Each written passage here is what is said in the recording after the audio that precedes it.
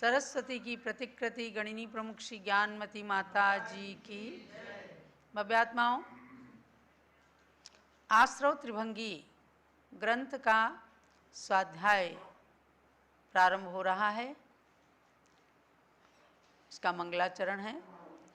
पणमीय सुरेंद्र पूज्य पय कमलम बड्डमाण ममल गुणम पच्चय सत्तावन्नम वोच्छे हम सुणः भवीय जना।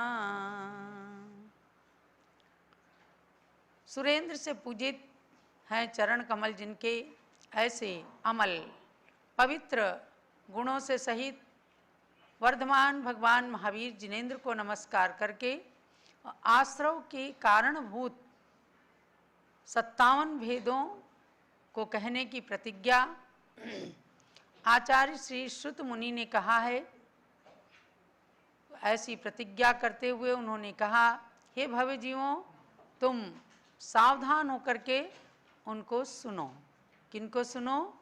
आश्रव की बात को सुनो, आश्रव के 57 भेदों को सुनो और अगली गाथा के माध्यम से आश्रव के 57 भेद भी बताए। मिच्छत्तम अविरमणम कसाय जोगाय आसवा होंती पण बारस पण वीसा पण रसा होंती तभेया। आश्रव कर्मों का आत्मा में आना आश्रव, और उस आश्रव के 57 भेद हैं। पहले बताया मिथ्यात्व, अविरति, कषाय और योग, ये आश्रव के कारण होने से आश्रव कहलाते हैं। क्योंकि ये आश्रव आने में कारणभूत हैं, इसलिए इन्हें आश्रव कह देते हैं। और इनके भेद प्रभेद जब किए तो बताया मिथ्यात्व के 5 भेद, अविरति के 12 भेद, कषाय के 25 भेद और योग के 15 भेद होते हैं। और सबको जोड़ने से ये 57 भेद हो जाते हैं। मिथ्यात्व का मतलब है, मिथ्यात्व स्वयं में कर्म है। जैसे सम्यक दर्शन मोक्ष का कारण है, मोक्ष मार्ग है, उसी प्रकार से मिथ्यात्व संसार का कारण है, संसार के मार्ग को बढ़ाने वाला, बताने वाला और संसार में परिभ्रमण कराने वाला मिथ्यात्व है। अविरति का मतलब है व्रतों का पालन नहीं करना, जीवन के अंदर असंयम होना। कषाय आत्मानम कषतीति कषाया, जानते हैं, उसके 25 भेद बताए। योग, योग माने जुड़ना, मन, वचन और काय, ये 3 योग होते हैं। और इन तीनों योगों के निमित्त से आत्मा में कर्म आते हैं और स आश्रवः, वही आश्रव कहलाता है। अब मैं अगली गाथा पर आपको ले चलती हूँ। मिथ्यात्व का लक्षण और मिथ्यात्व के भेद। मिच्छोदयेन मिच्छत्तमसत्ताणं तु तच्च अत्थाणं तच्च अत्थाणम् एयन्तं विवरीयं एयन्तं विवरीयं विनयं संसयिदमन्नाणम्। विनयं संसयिदमन्नाणम्। एक बार सामूहिक रूप में गाथा को पढ़िएगा। मिच्छोदयेन मिच्छत्तमसत्ताणं तु तच्च अत्थाणम् एयन्तं विवरीयं विनयं संसयिदमन्नाणम्। मिथ्यात्व किसे कहते हैं? तो मिच्छोदयेन, मिथ्यात्वोदयेन, मिथ्यात्व मश्रद्धानं तु तत्वार्थानाम् एकांतं विपरीतं विनयं संशयितमज्ञानम्। अर्थात मिथ्यात्व के उदय से जो तत्वों का, पदार्थों का अश्रद्धान होता है, मतलब जो जिनेन्द्र भगवान ने 7 तत्व कहे हैं, 9 पदार्थ कहे हैं, उनमें ही 5 अस्थिकाएँ, 6 द्रव्य सब सम्मिलित हो जाते हैं। इन तत्व और पदार्थों का जो अश्रद्धान होता है, मतलब उस पर श्रद्धा नहीं हो पाता है, बस इसी का नाम है मिथ्यात्व।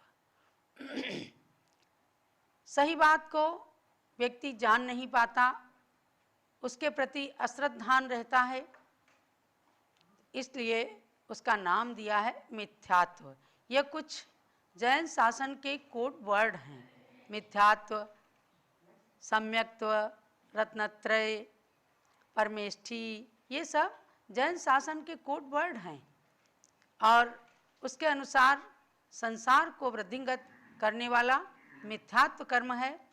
उस मिथ्यात्व के लिए बताया कि जिसको इसका उदय होता है तो तत्वों पर श्रद्धा कर ही नहीं पाता, चाहे कितना ही सुनता है, कितना ही पढ़ता है, लेकिन उन तत्व और पदार्थों पर श्रद्धा नहीं हो पाता। ये है क्या चीज़, इस चीज़ को समझ ही नहीं पाता।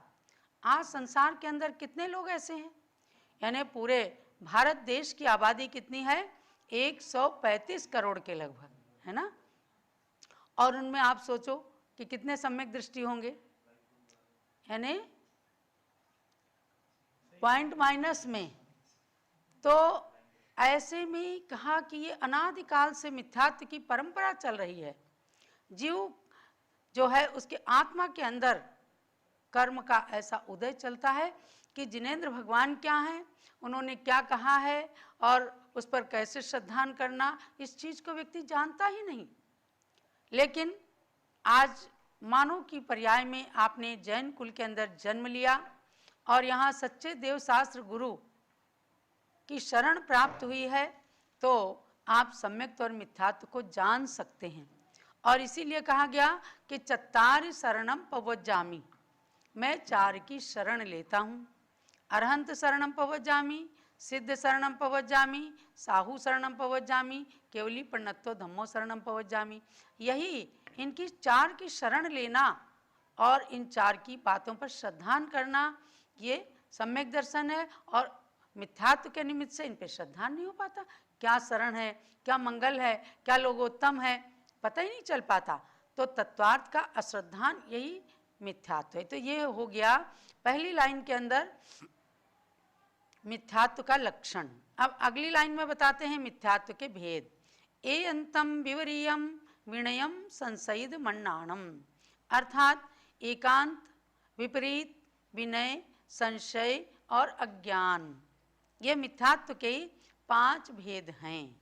यानी कि तत्वार्थ पर श्रद्धा नहीं करना, ये तो एक हुआ मिथ्यात्व, लेकिन 5 प्रकार से उसको डिटेल करके बता दिया कि हे भव्य प्राणी, 5 तरह से ये जीव संसार के अंदर परिभ्रमण करता हुआ और वास्तविक तत्व को, आत्म स्वरूप को, सच्चे ग्रंथों को, सच्चे गुरुओं को, सच्चे भगवान को समझ नहीं पाता। तो पहला क्या कहा है, पहला भेद है एकांत। एकांत माने एक पक्ष को स्वीकार करना, अर्थात वस्तु तत्व अनेक धर्मात्मक है, तो अनेक धर्मात्मक पदार्थ को किसी एक धर्मात्मक मान लेना एकांत मिथ्यात्व है। जैसे वस्तु सर्वथा क्षणिक है, क्षण क्षण में नष्ट होता है, या आत्मा सर्वथा नित्य ही है। भाई संसार की अपेक्षा नित्य है, लेकिन मोक्ष की अपेक्षा या आत्म तत्व की अपेक्षा नित्य है, लेकिन उसको एकांत एक पक्षी मान लेना, सर्वथा क्षणिक है, अथवा कोई वस्तु वक्तव्य ही है, अवक्तव्य भी है, सर्वथा नित्य है।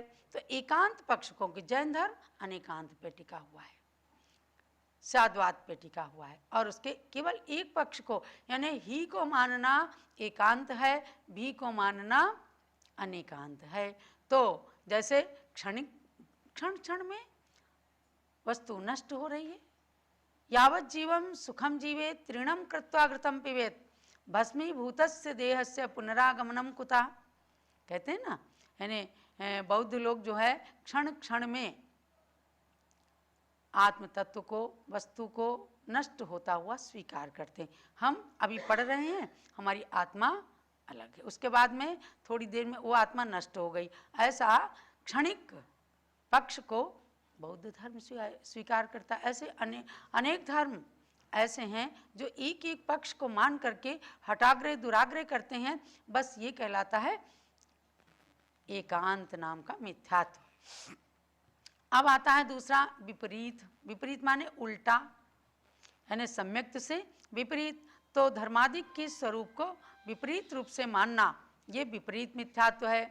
जैसे अहिंसा को अहिंसा परमो धर्म माना जाता है, और विपरीत मिथ्यात्व वाला क्या कहेगा, हिंसा आदि से स्वर्ग की प्राप्ति होती है। कितना हिंसा को धर्म मान लेना, बलि में विश्वास करना, देवी देवताओं के सामने बलि कर देते हैं। और ये आप खाली एक छोटा सा उपन्यास पढ़ लीजिए, आटे का मुर्गा, आपको पता चल जाएगा कि किस प्रकार से महाराजा यशोधर ने केवल आटे के मुर्गे की बलि चढ़ाई, तो उनको जन्म जन्म में किस प्रकार से कष्ट उठाना पड़ा। और आखिरकार उन्होंने एक समय में ऐसा हुआ कि चंडमारी देवी के सामने जो अहिंसा धर्म का वर्णन करना शुरू किया, तो पत्थर की देवी भी प्रकट होकर के और बताने लग गई कि अहिंसा धर्म ही सर्वश्रेष्ठ धर्म है। और जहाँ बलि करने के लिए सारे तरह के जोड़े इकट्ठे किए जा रहे थे, मारी दत्त राजा ने भी वहाँ हिंसा यज्ञ में अहिंसा धर्म का प्रतिपादन किया, क्योंकि महाराजा यशोधर ही आगे जा कर के अभयमती अभय रुचि नाम से क्षुल्लक और क्षुल्लिका भाई बहन प्रकट होते हैं, और उन्होंने अहिंसा धर्म को बताया। तो मैं बता रही थी आपको कि विपरीत मिथ्यात्व ऐसा होता है, हिंसा में धर्म मान लेना, तो ये बिल्कुल उल्टा हो गया, सम्यक्त से एकदम उल्टा हो गया। अब तीसरा मिथ्यात्व कौन सा है, विनय मिथ्यात्व। ये तो बहुत चल रहा है भाई, जहाँ हम जाते हैं वहीं अपना नारियल जैसा सिर जो है पटक देते हैं, तो ऐसा नहीं करना। संशय नाम का मिथ्यात्व है। सम्यक दृष्टि और मिथ्या दृष्टि, देव गुरु और उनके कहे हुए शास्त्रों का सम्मान रखना, सम्मान करना, सम्मानीय बुद्धि रखना, तो ये कहलाता विनय मिथ्यात्व। भाई हम जिसके मंदिर में जाएंगे वहीं पर हाथ जोड़ लेंगे, नहीं, आपका मस्तक नारियल नहीं है, यह उत्तमांग है। शरीर में सबसे ऊपर मस्तक को स्थान दिया गया है, 3 लोक के नाथ के आगे, सच्चे देव सास गुरु के आगे ही ये मस्तक झुके। तो विनय मिथ्यात्व मानना कि रत्नत्रय रूप जो मोक्ष मार्ग है उसकी अपेक्षा ना रख करके मात्र गुरुओं की विनय से ही मोक्ष होता है, ऐसा एकांत पक्ष मान लेना, ये भी विनय मिथ्यात्व है। कितने ही लोग ऐसी धारणाएं बना लेते हैं। और हमारे आचार्य शांति सागर महाराज ने जो दक्षिण भारत के अंदर कुल देवताओं को मानने की परंपरा चलती थी, उन्होंने उन कुल देवताओं को घर घर से निकलवाया।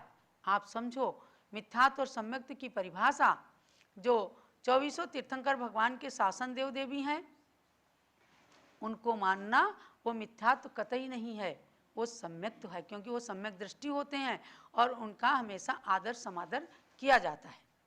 इसके अतिरिक्त भगवान जिनेंद्र की माताओं की पूजा करना, माता मरु देवी, माता त्रिशला देवी, माता वामा देवी, इनकी पूजा करना, यही कुल देवता हैं हमारे। लेकिन इनसे अतिरिक्त जो कुल देवताओं के मंदिर बनाते हैं, उनका घोर विरोध आचार्य शांति सागर महाराज ने किया। उनके शिष्य आचार्य कल्पचंद्र सागर महाराज ने घर घर में जा कर के ऐसी कोई कुल देवियों की, कुल देवताओं की मूर्ति होती थी, तो हमें महाराष्ट्र में पता चला कि वो उन मूर्तियों को तुरंत हटवाते थे, गलवा देते थे। और शांति सागर महाराज ने तो गाड़ियों में भर करके ऐसे कुल देवताओं को विसर्जित कराया। कुछ लोग कह देते हैं पद्मावती आदि को कराया, नहीं, यही बात गलत है। कभी भी आचार्य शांति सागर महाराज ने शासन देवी देवताओं का विरोध नहीं किया। तो कुछ लोग अति करने लगते हैं कि शासन देवी देवताओं को भी नहीं मानना, और कुछ लोग उधर अति करने लगते हैं कि शासन देवी देवताओं के नाम पर कुल देवताओं की पूजा कराने लगते हैं। यदि कहीं पर कुल देवताओं के मंदिर हैं तो उनका वो गलत है। ज्ञानमती माता जी हमेशा कहती हैं कि मैंने अजितमती अम्मा के मुख से आचार्य शांति सागर महाराज के पास रह करके सन 1954 में 55 में ये बातें साक्षात सुनी हैं, इसलिए वो पूर्ण विरोधी हैं। एक पोस्टर कभी कभी छपा और उसमें तोतला देवी और पता नहीं क्या कौन कौन सी माताओं के नाम दिए गए कि उनके मंदिरों में जा कर के लोग गुजरात में भी बहुत सारे बिल्लेश्वरी देवी, मूलेश्वरी, राखी, तोतला, जोगेश्वरी, खेमानामा, आपने भी सुना तो होगा। गुजरात के अंदर इन देवियों की भी पूजा करते हैं, तो उसको नहीं पूजना। हमारी मरु देवी माता, त्रिशला देवी माता और शासन देवी देवता जो चक्रेश्वरी, पद्मावती, इनकी पूजा कर सकते हैं। सब गृहस्थों को इनका सम्मान अवश्य में करना ही चाहिए। तो ये विनय मिथ्यात्व जो है ये भी लोगों को बहुत परेशान करता है, सबके विनय करने लगते हैं। अब कुछ लोग जैसे मानते हैं कि कोई चेचक का रोग हो गया तो उसको कह दें शीतला देवी, शीतला माता ने जो प्रकोप फैला दिया। ऐसा ही हुआ था कभी, आज से लगभग 70 साल पहले। पूज्य गण्य ज्ञानमती माता जी बताती हैं, और पूरे टिकैत नगर के अंदर हमने अपने परिवार के अंदर सुना है कि शीतला माता का जब लोग मानने लग गए कि चेचक फैली तो चलो शीतला माता को प्रसाद चढ़ाते हैं। उस घर के अंदर भी माता जी के 2 भाई को चेचक हुई और सारे लोगों ने पिताजी को समझाया कि चलो शीतला माता के यहाँ सामान लेकर के चलते हैं और उनकी पूजा करेंगे। ज्ञानमती माता जो मैना के रूप में थी, इन्होंने कहा नहीं, कोई माता कभी भी प्रकोप करके किसी को कष्ट नहीं दे सकती। तो इन्होंने कहा शीतलनाथ भगवान की पूजा कीजिए। अपनी माँ को समझाया कि भगवान शीतलनाथ का गंधोदक ला करके इन्हें लगाइए, और वास्तव में शीतलनाथ भगवान के गंधोदक से इनके दोनों भाई ठीक हो गए। आज भी हमारे बीच में सुभाष चंद्र जी बैठे हैं और प्रकाश चंद्र जी, दोनों की चेचक ठीक हो गई। तो शीतलनाथ भगवान की पूजा की, सारे गांव से उस दिन से मिथ्यात्व हट गया, कुरीति हट गई और इस बात की भ्रांति हट गई कि ये विनय मिथ्यात्व जो किया जाता है तो इसको छोड़ करके भगवान जिनेंद्र की भक्ति, शासन देव देवताओं, देवी देवताओं की आराधना हमेशा की जाती है। आज भी वहाँ भगवान शीतलनाथ की चमत्कारिक प्रतिमा है। माता पद्मावती की आराधना सारी महिलाएं, पुरुष सब लोग करते हैं। तो भव्यात्माओं, ऐसे विनय मिथ्यात्व को हमेशा छोड़ना।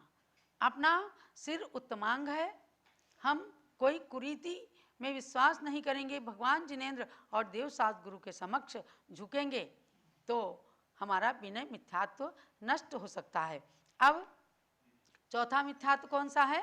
संशय। संशय रखना, समीचीन और असमीचीन यानी सही और गलत दोनों प्रकार के पदार्थों में से किसी प्रकार का निश्चय ही नहीं हो पाना। कितने ही लोग भ्रमित कर देते हैं। तो ऐसे में संशय बना रहता है कि निर्ग्रंथ लिंग मोक्ष का मार्ग है या सग्रंथ लिंग मोक्ष का मार्ग है। हर व्यक्ति अपने ईश्वर को, अपने को अच्छा कहता है, लेकिन ऐसे में हमें जानना है कि जो निर्ग्रंथ लिंग है वह सच्चे मोक्ष का मार्ग है, लेकिन वैसा श्रद्धा नहीं हो पाना ये संशय मिथ्यात्व हो जाता है। रत्नत्रय मोक्ष का मार्ग है या यागादि कर्म, कर्मों के सर्वथा अभाव से प्रकट होने वाली अनंत गुण विशिष्ट आत्मा की शुद्ध अवस्था मोक्ष है, या फिर संसार के अंदर बुद्धि, सुख, दुख आदि विशेष गुणों का उच्छेद। कोई कोई मत है ऐसे, बुद्धि का उच्छेद हो जाना, विशिष्ट गुणों का, सुख का उच्छेद हो जाना, दुख पूरी तरह से खत्म हो जाना, तो एकांत से ऐसे मानने लगते हैं।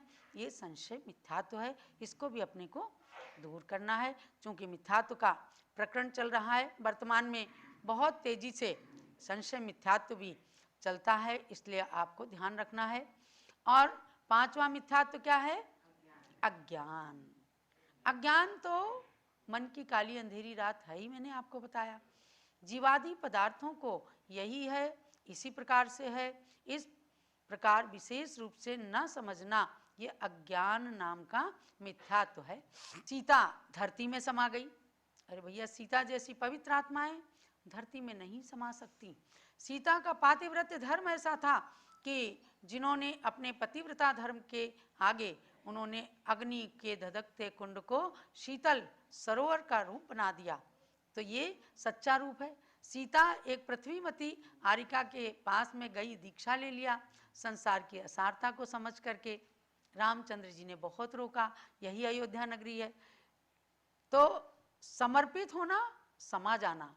और पृथ्वीमती आरिका उनकी दादी सास थी, तो ऐसा कथन चल गया कि वो पृथ्वी में समा गई। पृथ्वी में समाने वाली तो पापी आत्माएं होती हैं।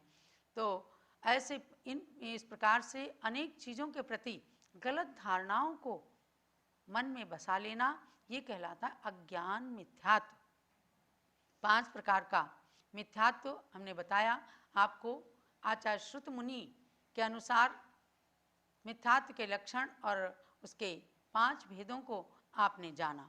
सामान्य से तो ये 5 भेद हैं, और विस्तार से हम जाएंगे तो संसार के अंदर असंख्य प्राणी हैं, तो मिथ्यात्व के भी असंख्य भेद हो जाएंगे।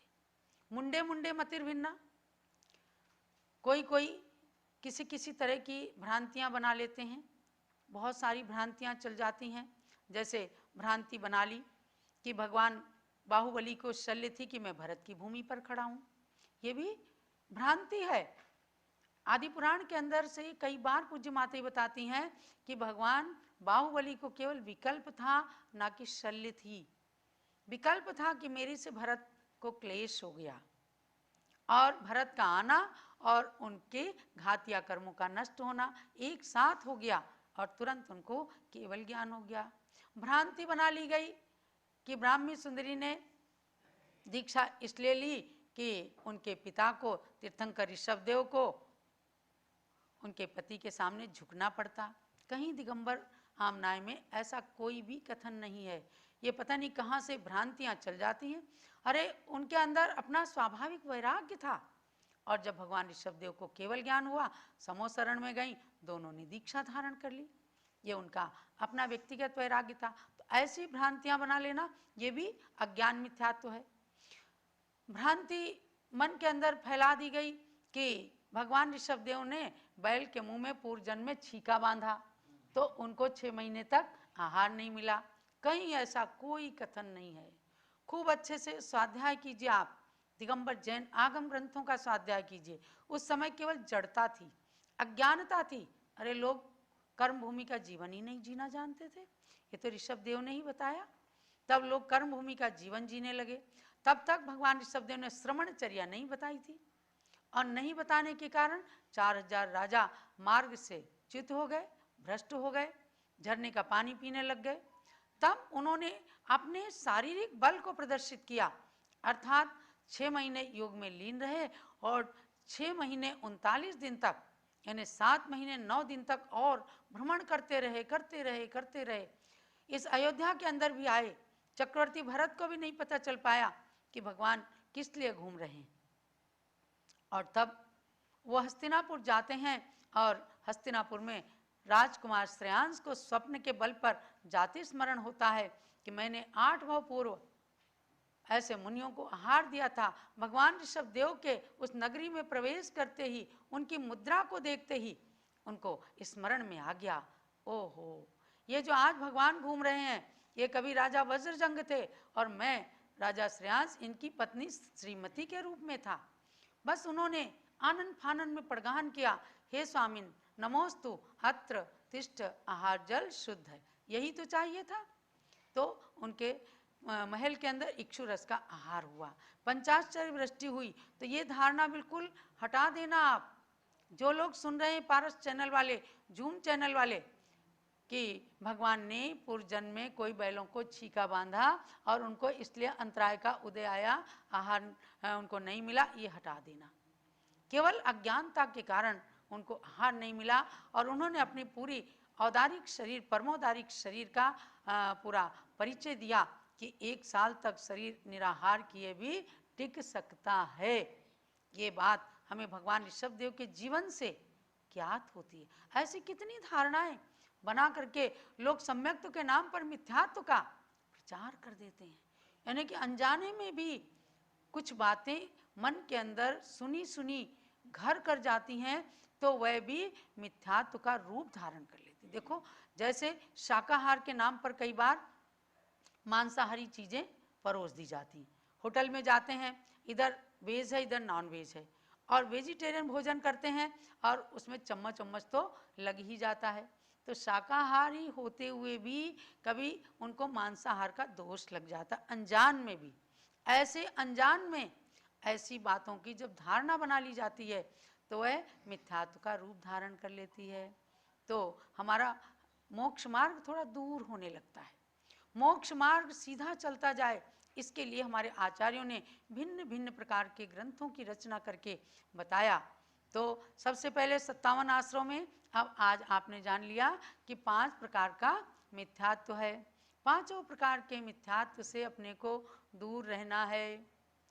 एकांत, विपरीत, विनय, संशय और अज्ञान, इन पांचों प्रकार के मिथ्यात्व को दूर करके सम्यक दर्शन को अपना निर्दोष पवित्र बना करके मोक्ष मार्ग की ओर सदैव अग्रसर रहें। यही आज के स्वाध्याय का सार समझना। 57 आश्रमों का क्रम क्रम से भेद प्रभेद उसके चलते रहेंगे और आप जानते रहेंगे। कल मैं आऊँगी आपको अविरति पर लेकर के कि 12 अविरति क्या होती हैं, उनके भेद कौन कौन से हैं।